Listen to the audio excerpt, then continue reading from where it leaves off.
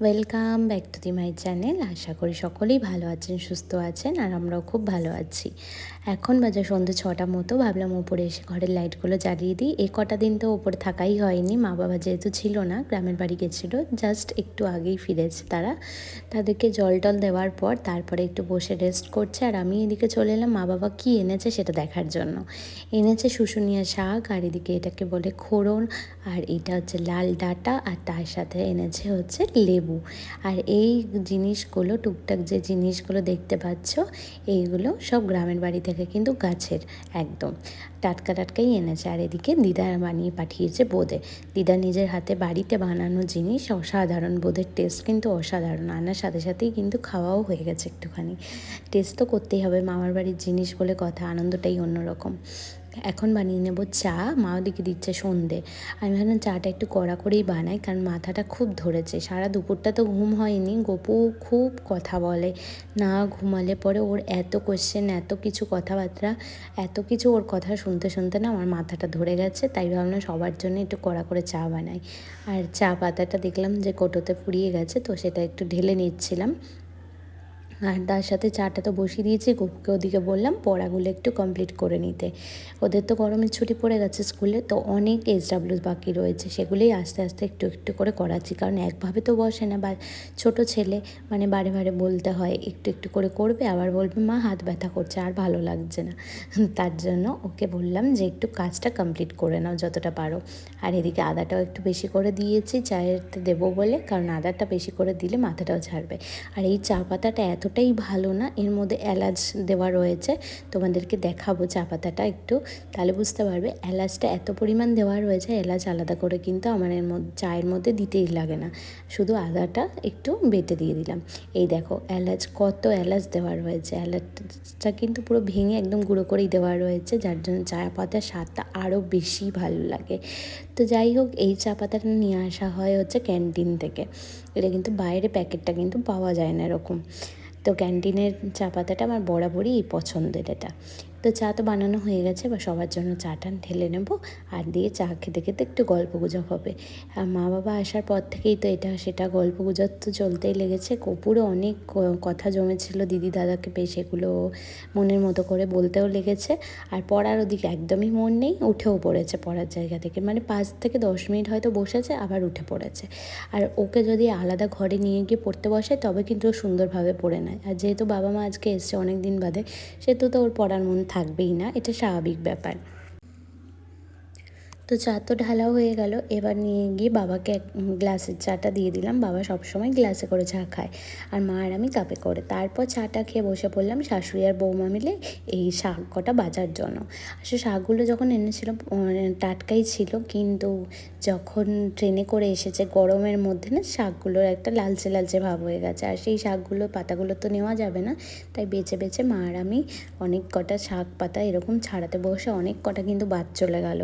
মানে দেখেও খুব খারাপ লাগছে, এত আটি এনেছিল একসাথে, আর সেইগুলো সব ফেলা গেল। কি করা যাবে আর, এতটা জার্নি করে এনেছে, এটাই বড় কথা। কালকে এটাকে বানিয়ে খেয়ে নিতে হবে, টাটকা, নাহলে টাটকাভাবে না খেলে না এটা স্বাদটা বোঝা যায় না ঠিক। তাই কালকেই বানিয়ে নেবো একেবারে। আর কিছুটা আমাদের ও বাড়ির জন্য পাঠাবো, একেবারে রান্না করব, রান্না করেই পাঠিয়ে দেবো। আর সবাইকে খাওয়ানোর জন্যই মা ওটা স্পেশালি নিয়ে এসছে, কারণ এই শাক তো এখানে পাওয়া যায় না, তো আমাদের ওখান থেকে নিয়ে এসেছিলো। অনেকটাই আটি এনেছিল, যেটা কিন্তু নষ্টও হয়ে গেছে অর্ধেকটা। তো যাই হোক, এখানে এখন রাতের ডিনারের জন্য তো কিছু করতেই হবে। তা আজকে যেহেতু জয় মঙ্গলবার, মা তো নিরামিষই খাবে। আর রাতে ভাবলাম মা আর গপুর জন্য একটু লুচি বানিয়ে দেবো, আর আমরা একটু রুটি তরকারি হলেই হয়ে যাবে। আর তার সাথে তো বোঁদে আছেই। আর দিনেকার একটু ভাত রয়েছে, ভাত তরকারি যেটা আছে সেটা ভাইয়ের মতো হয়ে যাবে। তো বেশি কিছু আর করিনি। এই রুটি আর তরকারিটা আমি দিনেই বানিয়ে রেখেছিলাম, কারণ আমি ভেবেছিলাম মা বাবা হয়তো দুপুরের দিকে বা বিকেলের দিকে ঢুকবে, একটু মুড়ি মাখিয়ে তরকারির সাথে দেবো, কিন্তু সেটা তারা তখন খায়নি, বললো পেটটা ভার আছে, শুধু চাই খেয়েছে। তাই ভাবলাম রুটির সাথে ওই তরকারিটা রাতে হয়ে যাবে, আলাদা করে আর তরকারি বানাতে লাগিনি। আর এইদিকে একটু লুচিও ভেজে নিয়েছিলাম গপুর জন্য। গপু তো লুচি খেতে খুব পছন্দ করে, তাই গপু আর মায়ের জন্য লুচি। আর জয় মঙ্গলবার বা যে কোনো ব্রতের দিন মা তো রুটি খায় না, শেখা পোড়া খেতে নেই, তাই ভাজাটাই খেতে হয়। তাই সেক্ষেত্রে আমি লুচিটাই ভাবলাম দুজনের জন্য করে দিই। আর এদিকে লুচি রুটি দুটোই কিন্তু আমার ফাটাফাটি বানানো হয়ে গেছিলো, যেহেতু আগে থেকে তরকারি বানানো ছিল, খুব বেশি আমার রান্নার চাপটা ছিল না। আর দেখবে সংসারের কাজে যখনই আমি অলসতাকে বেশি প্রাধান্য দেব না, তখনই আমার কাজের কিন্তু এনার্জিটা একদমই হারিয়ে ফেলি। মানে ধরো আজকে আমি ভাবলাম যে এই কাজটা আমার করতে ইচ্ছা করছে না, থাক কালকে করব, কিন্তু কাল বলতে বলতে সেই কাজটা কিন্তু কালের জন্যই পড়ে থাকে, সেই কাজটা কিন্তু আর কমপ্লিট করে উঠতে পারি না আমরা। তাই যখনকার কাজ তখনই আমার মনে হয় করে নেওয়া ভালো। তাতে কিন্তু সময়কে ভাগ করে যদি কাজটা আমরা গুছিয়ে করে নিই না, তাহলে আমাদের সংসারে কিন্তু কাজের চাপটাও পায় না, আর আমাদের অলসতাটা কিন্তু প্রাধান্যও পায় না। তাই দুটোকেই কিন্তু আমাদের ব্যালেন্স করে চলতে হয়। এদিকে রুটি তো কমপ্লিট করা, এবার গ্যাসটাকে একটু মুছে নিলাম। আমার বারবার করে না গ্যাস মোছা একটু স্বভাব আছে রান্না করতে করতে। আর তার সাথে সাথে মাও ফোন করেছিল, মায়ের সাথে অনেকক্ষণ ফোনে কথা বলা হয়নি, তাই ভাবলাম একটু রান্না করতে করতে মায়ের সাথে কথা বলে নিই, আর এদিকে তরকারিটা একটু গরম করে নিই। রুটি হয়ে গেছে, তরকারিও গরম করে রেখে দিলাম। আর এই কড়াইটা না আমি কিনেছিলাম আমাদের পিকনিক করি বলে, মানে আমাদের শীতকালে যখন পিকনিক হয় তখন কিছু ছোটোখাটো বাসনপত্র কিনেছিলাম আমাদের 3 জনের মতো বা 4 জনের মতো রান্না করার জন্য একদম পারফেক্ট। আর এই কড়াইটা কিনেছিলাম বিশেষত তোমার চিকেনের পকোড়া করার জন্য, চিকেন ভাজার ক্ষেত্রে একদমই খুবই পারফেক্ট একটা ছোট্ট কড়াই। আর পিকনিকের জন্যই আমরা অনেক বাসনপত্র কিনেছিলাম, তার মধ্যে এটাও একটা ছিল। কিন্তু যেহেতু কড়াইটা খুব ছোট, আর এতে না আমার মনে হয় লুচি বা ভাজা পোড়া করাটা খুব সহজ, তাই জন্য আমি এটা আবার নিচে নামিয়ে এনেছি। আগে ওপরে তোলা ছিল বাসনের ঝুড়িতে, তা এখন এটা আমি ব্যবহার করি বেগুন ভাজা বা লুচি ভাজা কিংবা কোনো কিছু অল্প কিছু রান্না হলো বা মাছ ভাজতে লাগলো, তা এই কড়াইতে করলে না শর্টকাটে হয়ে যায়, তখন আর বড় কড়াইটা লাগাই না। আর নিরামিষের দিন বলে তার জন্য ভাবলাম এটাতেই করি, ধোয়া পরিষ্কার করাতেও সুবিধা, খুব তাড়াতাড়িও হয়ে যায়। আর লুচিটা দেখো যখনই ক্যামেরাটা অন করি লুচি আর ফুলতে চায় না, আর অন্য সময় কত সুন্দর লুচিটা ফোলে, ক্যামেরা যেই অফ করে দেবো অমনি লুচি কিন্তু ফুলে উঠবে। এটা তোমাদের কার কার সাথে হয় বলো তো, অবশ্যই জানিও সেটা আমাকে। আমার সাথে তো অনেকবারই হয়েছে এরকম, কিন্তু আমি এর থেকেও ভালো লুচি মানে ফোলে বা ভালোভাবে ভাজা হয়। এখন দেখছি এটাতে একটু কীরকম হচ্ছে, মনটা ঠিক আমার ভালো লাগলো না, কারণ আমি যেটা করতে চাই পারফেক্টভাবেই করতে চাই, সেটা যদি কোনো জায়গায় খামতি থেকে থাকে না, আমার কাজ করার এনার্জিটাই চলে যায় সেক্ষেত্রে। তো যাই হোক, কী করবো, আর গরমের মধ্যে ভালোও লাগছিল না, তাই আবার কড়াই লাগাবো আর একটা, তাই এটাতেই করে ফেললাম আজকের মতো। বাড়ি থেকে আসার পথে মা এনেছিল আমাদের জন্য ঠান্ডা ঠান্ডা কোল্ড ড্রিঙ্কস, মানে লিচু ড্রিঙ্ক যেগুলো হয় সেইগুলো।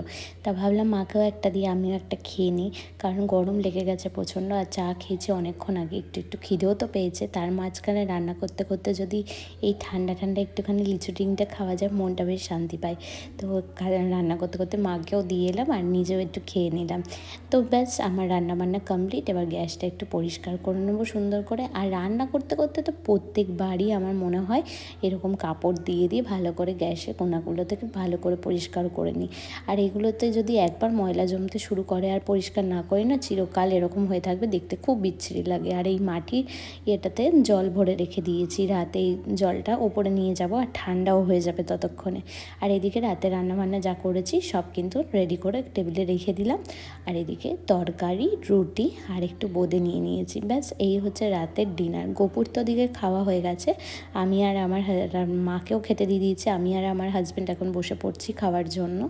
আর সত্যি কথা, রাতে যদি এরকম সিম্পল একটা মেনু হয় তাতেও কিন্তু শান্তি, রোজ রোজ মাংস ভাত খেতে হবে সেটারও কোনো দরকার নেই। তবে আমাদের বাড়িতে প্রায় দিনই রাত্রিবেলাই ভালো মন্দটা হয়। এদিকে আমার রান্নাঘরে সমস্ত কাজ কমপ্লিট, গুছিয়ে সুন্দর করে রেখে দিলাম পরিপাটি করে। এবার সোজা চলে যাবো উপরে। ওপরে এসে একটু ফ্রেশ হয়ে নিলাম, রাতে শোয়ার আগে তো একটু ফ্রেশ হতেই হবে, যা না গরম পড়েছে। তো যাই হোক, আজকের ব্লগটা এই পর্যন্ত। কেমন লাগলো অবশ্যই